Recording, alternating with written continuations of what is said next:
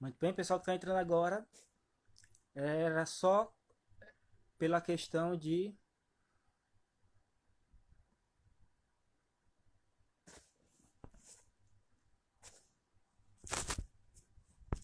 guardando o professor Adílio novamente, para darmos continuidade ao segundo momento com os debates e as perguntas. Eu anotei algumas que foram feitas. Olá, Valdênia. Pessoal, hoje nós temos aqui conosco, pelo que eu estou percebendo, o fã-clube da professora Margarete Fernandes, da UFC, né? Grande professora Margarete, que estará com a gente realizando uma live. Deixe-me dizer exatamente quando e sobre o que. Dispositivo argumentativo em anúncios. No dia 28 deste mês, às 7h30 da noite, e é uma quinta-feira, certo? Então, a professora Margarete com a gente, né? Uma queridíssima professora, a quem eu tenho o prazer e a honra de dizer que fui aluno. Eternamente aluno, na verdade. Vou chamar aqui o professor Adílio de volta. Olá, Fran, tudo bem?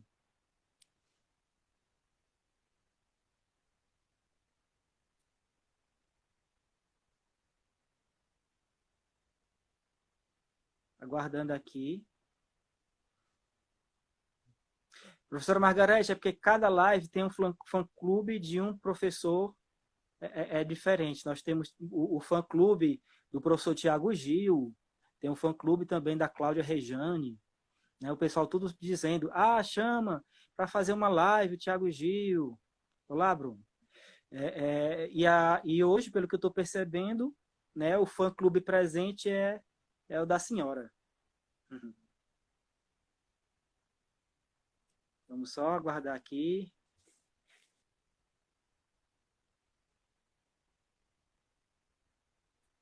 O Adílio não pôde participar. Vamos novamente tentar aqui. Chamá-lo novamente. Vamos lá.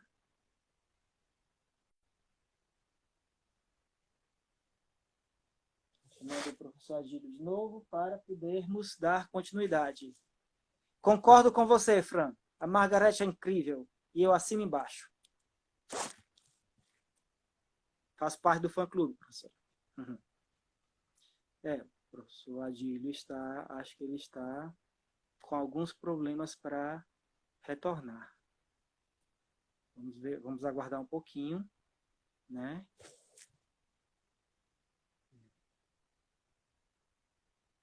Sim, a Lúcia, com certeza, não é por falta de convite, certo?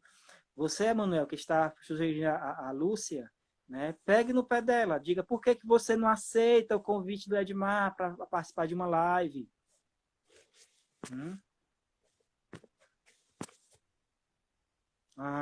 Cícera. Diga para ela vir. Pronto! É porque eu estava acessando via computador para não interferir, você falava. Uhum.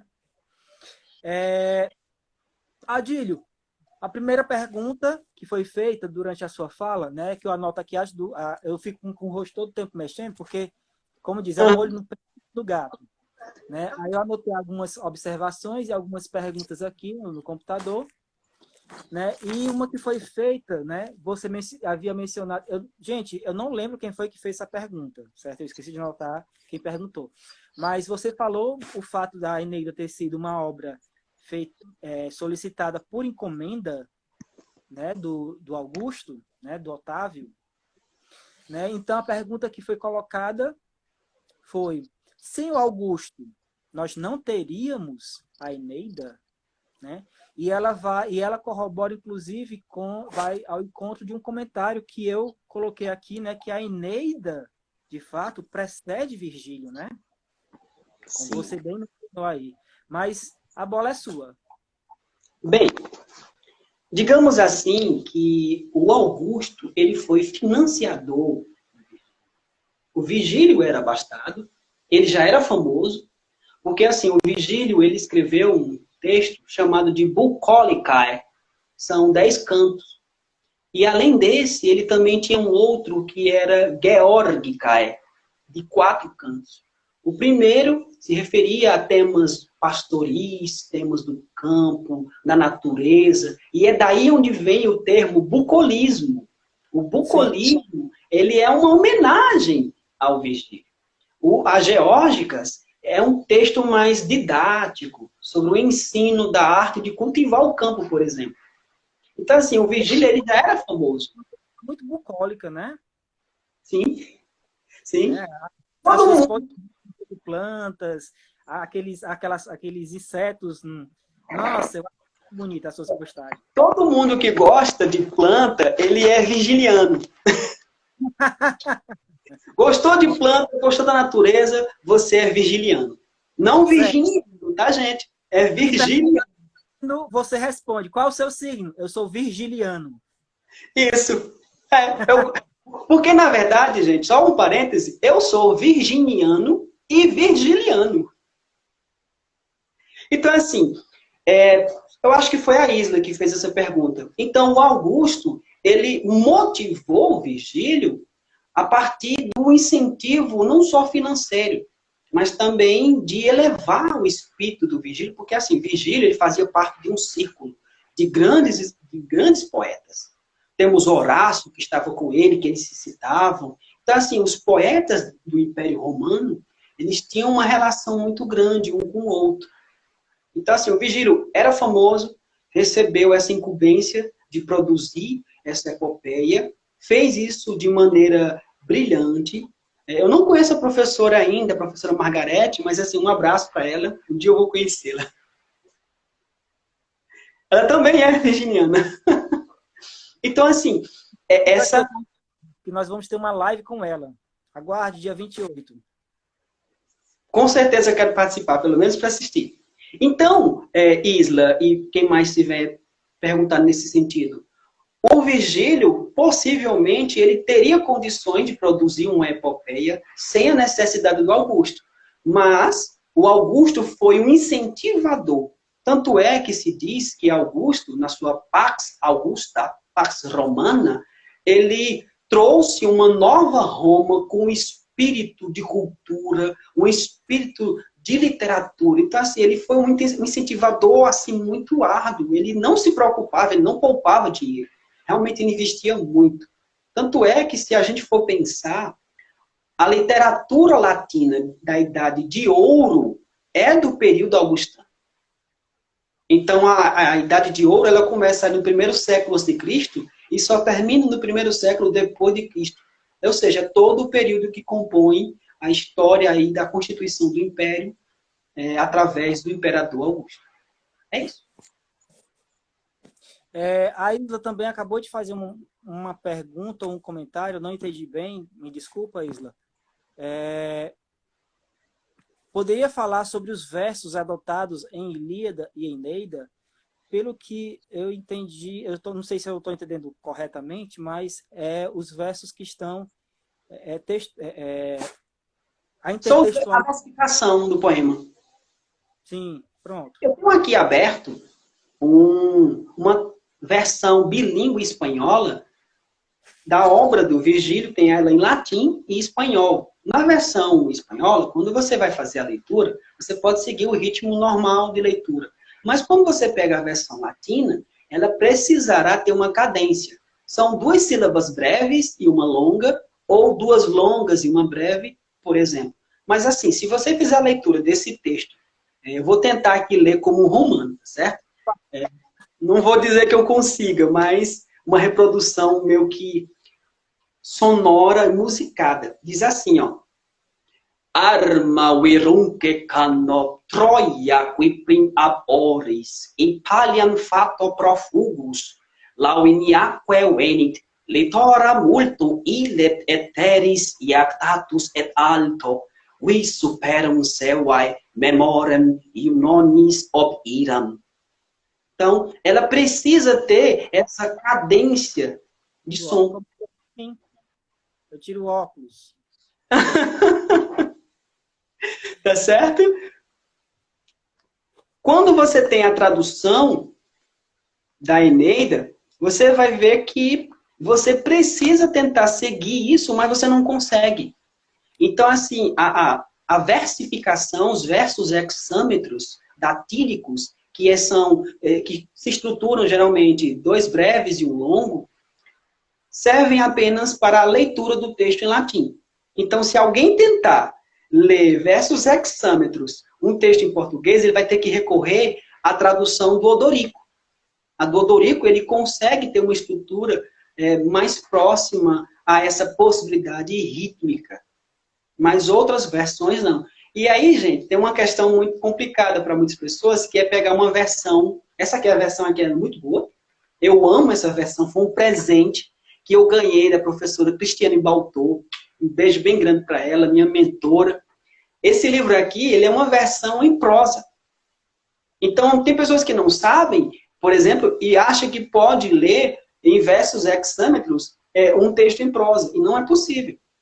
Não é possível. Você só pode ler a Ilíada, a Odisseia, a Eneida e até mesmo os Lusíadas lendo dessa maneira. Então eu li aqui mais ou menos, eu não vou ler a versão grega da Ilíada e da Odisseia, eu tenho, mas é uma versão um pouco ilegível. Então poderia sair aqui um som meio estranho, eu não quero fazer isso. A versão latina eu tenho. E se alguém quiser, depois me procure que eu posso mandar para você uma versão que está disponibilizada na internet, é uma versão gratuita, que tem toda a obra em latim do Virgílio. Inclusive, eu vou mandar para o professor Edmar, para que ele possa aí utilizar. Eu vou compartilhar com ele uma pasta que eu tenho de estudos clássicos, com algumas coisinhas, tá bom? E se alguém quiser, depois procura ele ou me procura. Eu agradeço. Muito bem. Outra coisa que... o que eu quis dizer, Adílio, quando eu disse que a Eneida antecede Virgílio, né? Você falou muito bem, né, que Virgílio poderia ter feito a obra independente do Augusto, mas eu quis dizer assim que foi uma grande compilação de lendas e mitos que já existiam antes dele escrever, né? Foi nesse sentido que eu quis dizer. Outra coisa também que eu gostaria de comentar, à medida que você foi falando do Ulisses, por ele ser estratégico, né, por ele ter toda essa argúcia, né, não é à toa que Atenas, que é a deusa da sabedoria, também é a deusa da guerra. Né? Para os gregos, a guerra se vencia através de estratégias, não de uma luta caótica, digamos assim. Também por isso que os outros povos não gregos eram chamados de bárbaros. Né? E é interessante, saindo disso, outra observação que eu coloquei aqui foi que os romanos, no caso, eles eram muito influenciados por conta dessa origem divina deles. Né? Rômulo e Remo eram filhos de Marte, ou Ares, né? Quem preferir. Sim. Os gregos, né? Da mesma forma como Enéas, em alguns contextos, é colocado como filho de Vênus, né? E até o próprio Júlio César se dizia filho de Vênus, né? Sim. Isso. Como essa questão mitológica, essa questão, essa mítica, podemos colocar assim, ela é importante para esse povo, né? E isso me lembra que existe um grupo de estudos filosóficos chamado Nova Acrópole. Não sei se você já ouviu falar. Conheço. Eu assisto de vez em quando vídeos de lá. Muito bem. E fica aí até a sugestão para o pessoal. Eles têm muitos vídeos sobre... Eles acreditam em estudos ligados à filosofia, da maneira clássica, né? Maneira da antiguidade, e eles fazem muitos estudos e comentários acerca dessas obras da antiguidade. Estudos e comentários filosóficos, né? Inclusive tem um vídeo que eles fazem um comentário sobre a Odisseia, É muito interessante, vale muito a pena ver, certo? Da mesma forma que você mencionou o filme do... Eu achei aqui. A Odisseia, o filme do...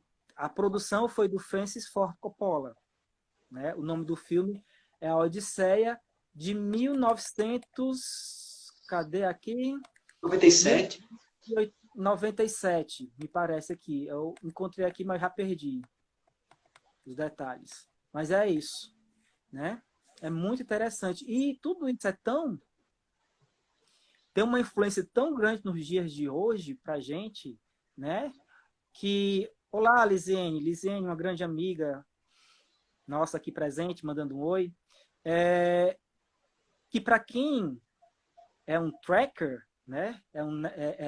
Gosta muito de cultura geek, cultura nerd, pessoal de Jornadas nas Estrelas, existe uma raça parente dos vulcanos, né? Que são os romulanos. E eles não têm esse nome, e eles não têm esse nome à toa, né? Quando foi criado esse grupo, essa raça, né, eles foram completa e totalmente inspirados nos romanos, né? O formato das roupas, a estrutura política deles, eles têm um senado, tem os pretores, tem tudo isso, tudo influenciado pela cultura romana. É muito interessante, Tem, muito interessante.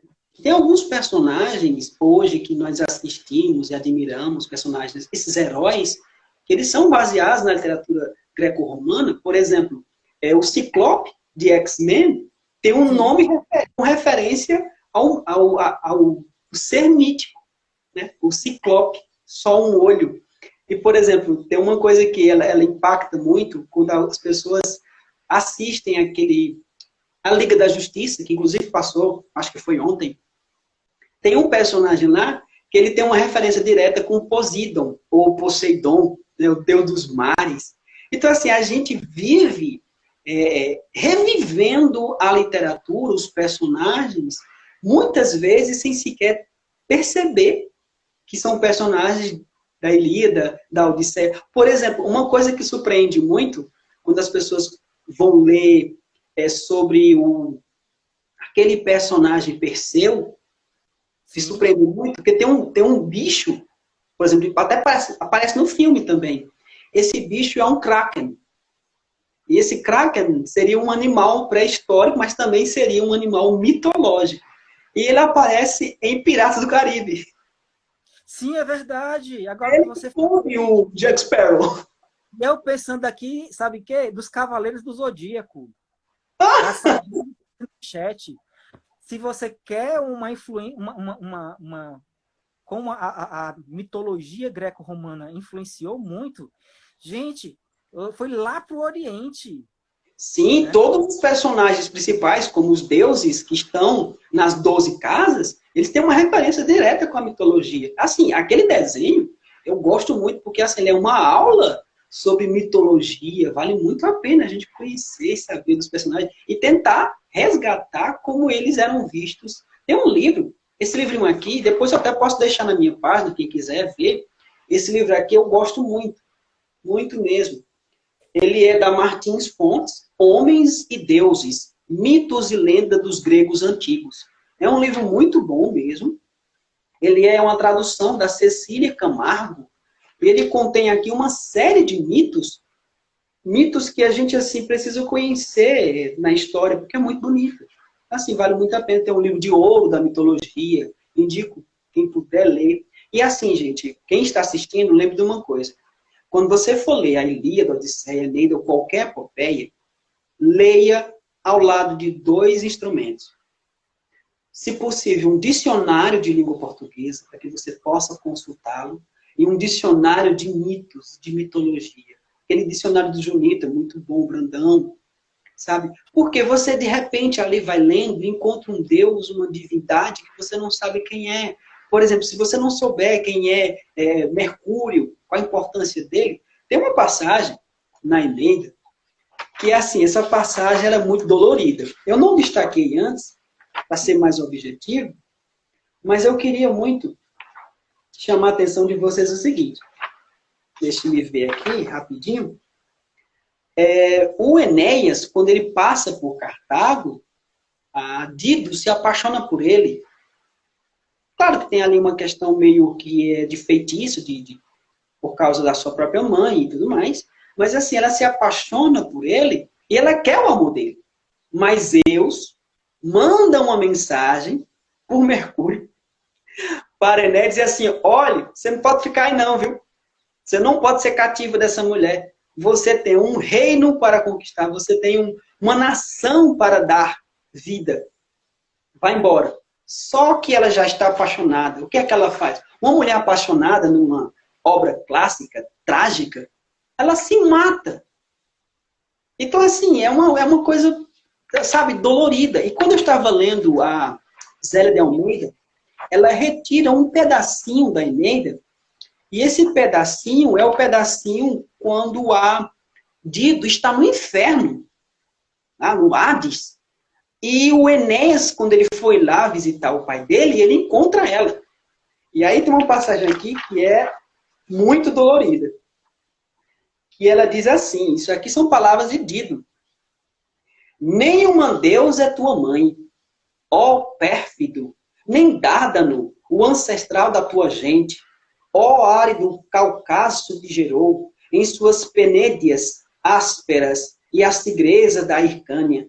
E aí o seguinte, ela fica brigando com ele, reclamando, dizendo o seguinte, vá fazer o que você tem para fazer, vá conquistar, porque eu vou morrer, eu estou morta, eu não valo nada. Então assim, parece aquela coisa, uma lamentação, mas assim, essa lamentação é dolorida, porque o Enéas, talvez ele quisesse esse amor, talvez ele quisesse, porque ele viveu o amor. Eles tiveram um momento muito bonito, um momento ali numa toca, se escondendo de trovões e de uma tempestade, fazem ali um amor gostoso. Mas ele tinha uma missão. E essa missão era fundar uma cidade. Se não fosse ele, pelo menos os seus descendentes. Então, assim, quando você estuda a história, na disciplina de latim, o aluno que parar para pensar, ele tem que fazer o seguinte, a primeira coisa que ele tem que fazer como aluno de latim no primeiro semestre, é ler a Eneida.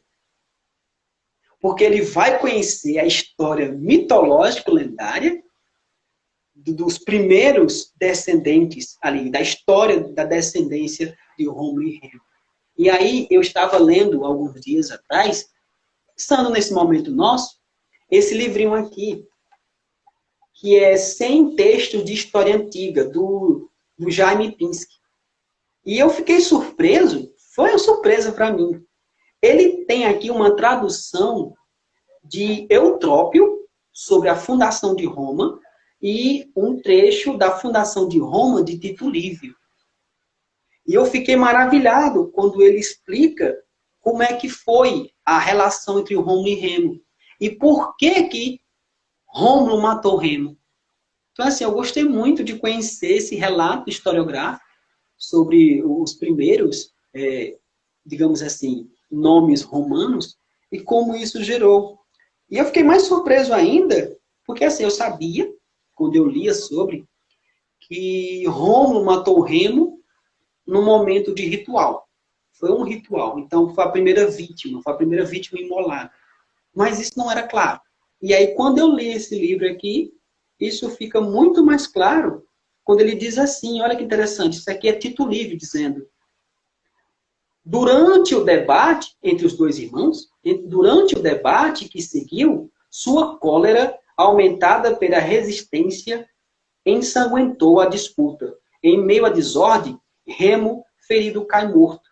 Uma tradição mais correta relata que Remo, para insultar seu irmão, saltara as novas muralhas que Rômulo construiu. Então, assim, na verdade, o Remo morreu porque ele não só desafiou a ordem do irmão, como ele também infringiu o ritual. Ao fazer isso, ele pagou com a própria vida. Então, assim, a história de Roma, ela é baseada a partir disso, e ela é uma história sangrenta, mas, assim, é uma história que nos chama a atenção. Eu fiz uma descoberta que eu queria partilhar com você, eu acho que isso aqui é muito interessante, de uma revista super interessante.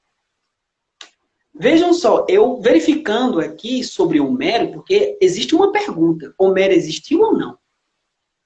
Até hoje é uma pergunta não respondida, porque não há dados biográficos, não há nada de relato concreto sobre a história de realmente o Homero existiu. Primeiramente, Homero não escreveu uma linha sobre a Ilíada e a Odisseia. Uma linha. Homero era cego. Então, as epopeias ele declamou.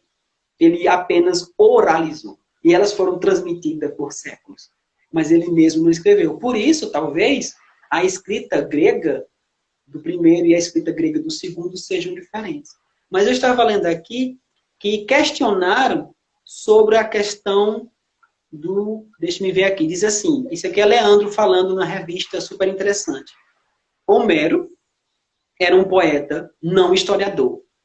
O bardo grego, que teria vivido no século VIII, vai questionar sobre o uso que ele faz sobre um fato histórico dentro da Ilíada. Questiona-se, por exemplo, a questão do ritual de animais. Mas escavações arqueológicas provaram que as partes que estavam sendo feitas em rituais eram exatamente as que Homero destacou. Ou seja, até mesmo as questões históricas da Ilíada, da Odisseia, batem com fatos arqueológicos. Isso é uma maravilha. Adílio, a Samara perguntou se o autor que você citou era Jean-Pierre Vernant. Eu não sei em que momento ela está se referindo, né, a isso. Trata sobre a mitologia, a tragédia. Sim, ele tem 2 obras sobre isso. Eu não tratei especificamente, mas ele também tem trabalho sobre mitologia. Mas eu destaquei, por exemplo, o dicionário do Brandão, que ele é bem conhecido. E esse aqui, na verdade, é do Rex Warner. Esse aqui dos mitos. Ele é a tradução, mas a versão é do Rex. E o Emanuel está perguntando se o Homero poderia ser um heterônimo. Né? Assim, eu acho que heterônimo não, né? Se fosse, acho que talvez um pseudônimo e tudo. Mas eu acho que assim, na antiguidade era muito comum se fazer compilações, né, de lendas, de mitos e tudo, e atribuir uma pseudo-autoria, usando esse termo, a alguém famoso, como uma forma não só de homenagear esse alguém, mas como também uma forma de alavancar a obra.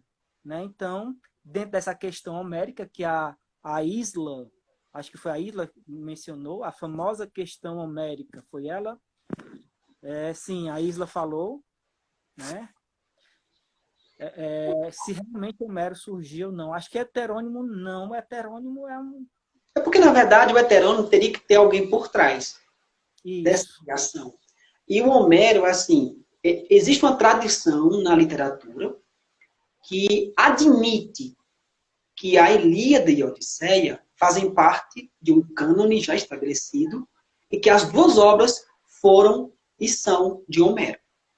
Uhum. Se o Homero existiu, questiona-se isso, por quê? Porque tentam tornar ele não uma lenda, mas um mito. Porque existe uma diferença muito grande nesses 2 termos. Porque o mito, ele é uma criação não realística, não existencial. Uhum. Já a lenda, ele é existencial. A gente pode falar sobre a lenda Pelé, a lenda Elvis Presley, a lenda Bruce Lee, mas a gente não pode falar do mito Pelé. Não vou entrar aqui numa questão política, mas as pessoas ficam chamando alguém de mito, deveriam saber, se estão chamando de mito, mito não existe. Então, assim, estão usando a palavra correta, não existe, não é? Ainda bem que ele não é lendário. Então, assim, em relação, por exemplo, o Jean-Pierre Vernant, ele fala muito sobre as tragédias, as relações entre as tragédias gregas. Por exemplo, em relação ao Virgílio, ele traz uma epopeia em que a tragédia ela não é tão evidente. Pessoal, quem não leu ainda, quando for ler a Ilíada, vá com o estômago bem preparado. Porque você vai ver cadáveres, você vai ver abutres comendo pessoas, você vai ver uma série de corpos jogados ao chão, você vai ver sangue, você vai sentir o sabor da areia na sua boca, você vai sentir a poeira da queda de Troia. Seu nariz vai ficar entupido de tanta poeira de Troia que vai cair sobre você. Seus olhos vão ficar lacrimejando com areia. Porque é um livro que você sente. É um livro bélico. Você sente a guerra. Então, assim, eu amo Tolkien. Eu amo The Lord of the Rings. Eu amo O Senhor dos Anéis. Mas, assim, a Batalha das Duas Torres não chega nem perto da batalha entre Aquiles e Heitor. Não chega. Porque, na verdade, Tolkien bebeu em Homero. Homero veio antes de tudo isso. De tudo isso. Por mais que na Ilíada e Odisseia tenham muitos relatos de várias histórias compiladas, mas elas têm um acordo. É como se você fosse ler da primeira linha da Ilíada até a última linha de Odisseia, houvesse uma conexão perfeita e você conseguisse enxergar muitos anos de batalha. Agora, assim, tem gente que fica perguntando, por que na Ilíada não conta a história toda da Guerra de Troia? Sim, e vocês acham que me daria tempo? Contar 10 anos? Gente, são 12 livros, são na Eneida. A Ilíada e a Odisseia, segundo o que se conta, é calculado como 24. Então, gente, é livro demais. E mesmo assim não tem como contar. Porque o foco da Ilíada é a ira de Aquiles. O foco da Odisseia é a ira de Odisseu. O foco da Eneida é a ira ou a sobrevivência, digamos assim, do herói.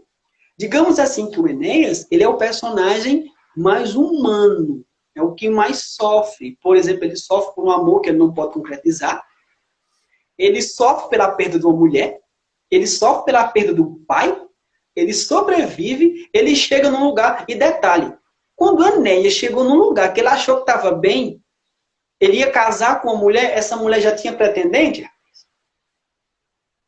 Então, assim, ele tem que lutar pelo amor de uma mulher. E quando ele luta pelo amor da mulher, ele é gravemente ferido. Gente, o Enéas só sobreviveu à guerra, à batalha que ele travou contra esse homem, que eu não vou dizer o nome do personagem, quem quiser ficar à vontade.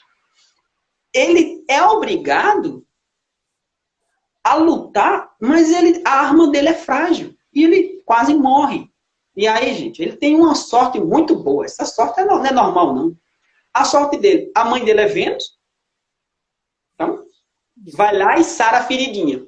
Bota lá metiolate, bota lá 4 band-aid e ele fica muito bom, ele sobrevive.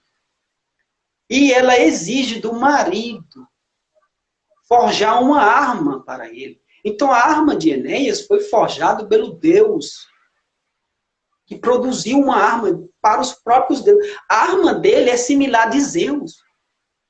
Então, assim, era tipo assim, era o martelo de Thor. Eu acredito que o martelo de Thor foi feito por Hefesto. Porque não pode. Então, assim, gente, ele sobreviveu. A história de Enéas é uma história de sobrevivência. Claro, tem um momento que eu queria só chamar a atenção, eu não destaquei isso antes, mas eu queria destacar agora, é quando ele vai lutar contra o seu oponente. Ele não queria matar. Olha que lado humano. Ele não queria matar. Mas aí, quando ele olhou, que ele viu o bendito do assassino, do seu amigo, com as armas dele, ele disse, espera aí, você está com as armas dele? Você está me fazendo pouco? Aí, gente, como diz no Ceará, a peia comeu, né? É isso aí. Muito bem, Adílio. Então, estamos aqui chegando ao nosso final. Sim. Infelizmente, mas certamente você fica ciente de que essa não será a sua última participação aqui. Eu agradeço e aproveito para convidar quem estiver assistindo, quem for assistir, uma webconferência sobre ensino e aprendizagem de língua latina, que haverá, será feito dia 15 agora, às 21 horas, pelo YouTube. Então, quem quiser, segue lá a minha página, segue lá meu canal, E a partir disso, quando tiver online, você vai ver lá direitinho. Vai ser um momento maravilhoso, porque vocês vão poder ouvir as experiências do professor Freitas, as experiências do professor Edmar Cialdino. E detalhe, durante 1 hora, sem intervalo, vai ser muito gostoso. Eu agradeço o convite. E assim, como eu disse, eu tentei não me empolgar para não falar muito, mas tem tanta coisa ainda que eu queria falar, porque, gente, Fico muito mais ainda, né? as 3 obras, elas remontam a uma tradição milenar. Assim, tem muita coisa. Então, quem não leu ainda, corre lá, vai ler, você vai se apaixonar, vai gostar. E muito obrigado pelo convite. Fico à disposição para outros. É minha primeira live de verdade, mas é isso. Vai ser a minha primeira webconferência. Pronto. E, Adílio, além das obras que você sugeriu durante a sua fala, você gostaria de sugerir mais alguma?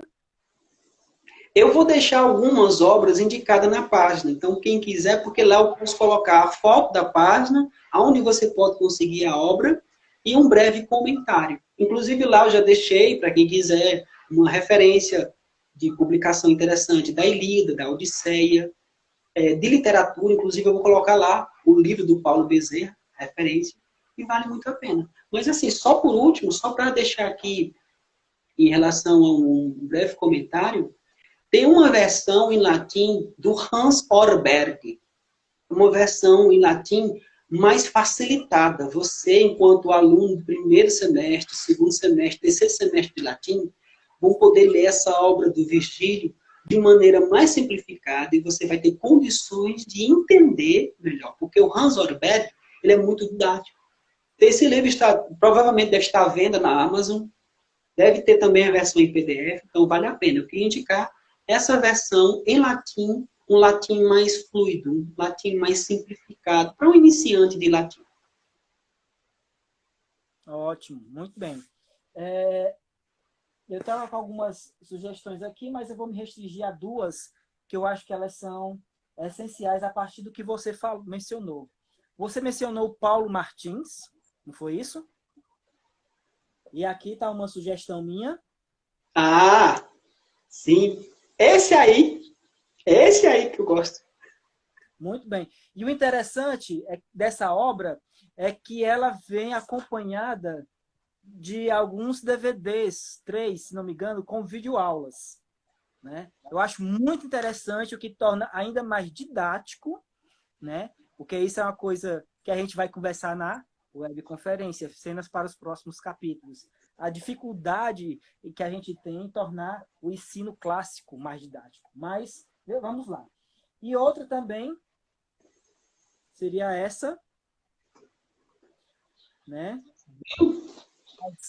Heróides do Ovídio, que são cartas das amadas aos seus grandes amores. E aqui eu ressalto uma carta, né, que seria de Dido a Enéas, né? Então, é uma obra que o Ovídio fez seguindo nessa ótica, como se fossem as mulheres escrevendo para os seus heróis. No caso aqui, você fez referência da Dido para o Enéas, e fica aí as 2 sugestões. Então é isso, gente. Adílio, muitíssimo obrigado. Foi um prazer enorme tê-lo aqui com a gente. Como eu disse, não vai ser a última vez, certo? Gratias tibi. E, com certeza, sexta-feira a gente continua essa conversa. Sim. Obrigado. Gente, só para ressaltar aqui que nós teremos ainda a nossa programação, né? Na quinta-feira, como eu falei, vai ser sobre linguística computacional. Sinta-se convidado, Adílio. Linguística computacional com Catiuxa, né? E na próxima semana, a gente começa a semana na terça-feira falando sobre surdez com a professora Luísa. E novamente para o fã-clube da professora Margarete, dia 28. Marque aí no calendário. É isso aí, gente. Um abraço grande. Ah, Samara também. Samara não me escapou. Samara também tá aqui com a gente, vai estar numa live. Deixa eu só ver a data. Gente, eu sou péssimo para... Minha memória é muito ruim. Dia 2 de junho, com a professora Samara. Certo? Fica aí o convite, Adílio. Sim, sim, já passei para meus alunos. Ótimo, falando sobre Rubem Fonseca. Então é isso, gente. Uma boa noite para todo mundo. Até a quinta-feira e a sexta-feira à noite. Adílio, um abraço. Um abraço.